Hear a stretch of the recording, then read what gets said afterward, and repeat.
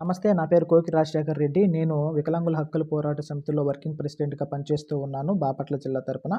అలాగే జనసేన దివ్యాంగుల విభాగంలో జనసైనికుడిగా పనిచేస్తూ ఉన్నాను. ఈ వీడియో చేయడానికి గల ప్రధాన కారణం ఏంటంటే, ఒక పార్టీలో ఉన్నటువంటి కార్యకర్తలకు ఆ కార్యకర్తలకు ఇవ్వాల్సినటువంటి విలువ అనేటటువంటిది ఇక్కడ ఇవ్వకపోవడం వలన ఈ వీడియోని చేయడం జరుగుతుంది.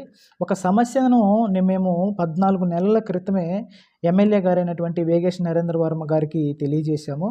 4 గ్రామాలు ఇక్కడ రోడ్డు సౌకర్యం లేక అనేక ఇబ్బందులు పడుతున్నాయి. మీరు ఏ విధంగా అయితే ఈ రోడ్డు మార్గాన్ని నిర్మించగలరో అదే విధంగా రోడ్డు మార్గాన్ని నిర్మించండి అని చెప్పాము.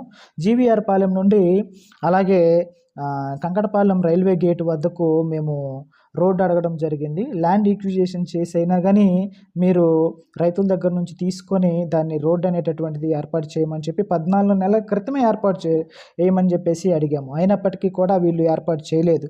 కార్యకర్తలైనటువంటి జనసేన కార్యకర్త అయినటువంటి నేను వెళ్ళి కూడా దివ్యాంగుల విభాగం తరపున అనేక సార్లు ఎమ్మెల్యే గారిని అడిగాము. అలాగే ఇక్కడ ఉన్నటువంటి కొంతమంది పెద్దలను అడిగాము.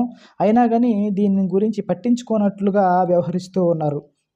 ఈ రోజున మనకు మమతా తుఫాను వచ్చేసి మేము ఇంట్లో నుంచి బయటకు కూడా కదలలేనటువంటి పరిస్థితులు ఉన్నాయి.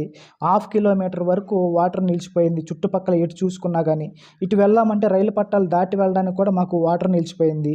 వృద్ధులు ఉన్నారు, దివ్యాంగులు ఉన్నారు, గర్భిణీ స్త్రీలు ఉన్నారు. వీళ్ళు ఎవరు కూడా ఎక్కడికి వెళ్ళలేనటువంటి పరిస్థితి. పిల్లలు కాలేజీలకి వెళ్ళలేరు, స్కూల్కి వెళ్ళే పిల్లలు కూడా వెళ్ళలేనటువంటి పరిస్థితులు వచ్చాయి. ఈ వాటర్ని దాటుకొని వెళ్ళాలంటే ఇక్కడ చెస్ట్ వరకు కూడా గుండెలంత వరకు కూడా వాటర్ అనేటటువంటిది వచ్చేసింది. పశువులు మేతలు లేక వాటర్ లేక ఎంతగానో ఇబ్బంది పడుతూ ఉన్నాయి. ఈ సమస్యను మేము 14 నెలల క్రితమే గ్రహించి మీకు ఇక్కడ రోడ్డు సౌకర్యం కావాలండి, రోడ్డు ఉంటే మాకు ఇటువంటి పరిస్థితులు ఉండవు అని చెప్పి తీసుకొచ్చినా కానీ మాకు చేయలేనటువంటి పరిస్థితి.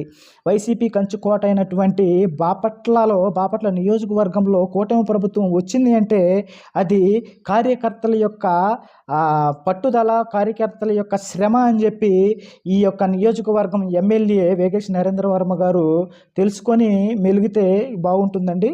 మేము ఇంతవరకు కూడా ఈ బాధనంతా గుండెల్లో పెట్టుకొని భరించామే కానీ మీ మీద ఉన్నటువంటి అభిమానంతో ఇప్పటికి కూడా మేము బయటకు తీసుకురాలేదు.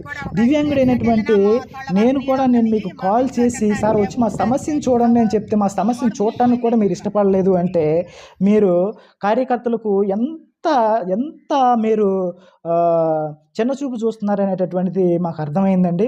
ఇక మీదట మేము చెప్తున్నాం కదండి, కేవలము మీ మీద ఉన్న అభిమానంతో మేము ఇంతవరకు బయటపడలేకున్నాము.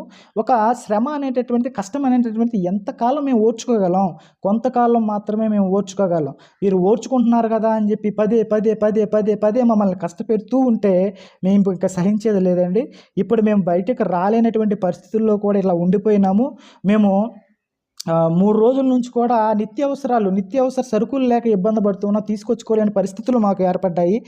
కనీసము మేము ఉద్యోగరీత్యా బయటికి వెళ్ళాలి, అయినా కానీ మేము వెళ్ళలేని పరిస్థితులు మీరు మాకు కల్పించారు.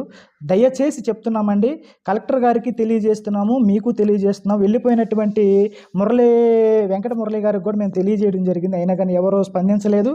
ఇక మీదట కనుక మీరు తక్షణమే మాకు మార్గం కనుక ఏర్పాటు చేయకపోతే చెప్తున్నాము, సీఎం దాకా డిప్యూటీ సీఎం దాకా వెళ్ళే అంత పరిస్థితిని మీరు తీసుకోవద్దండి. మీరు తీసుకురారు అనుకుంటున్నాము.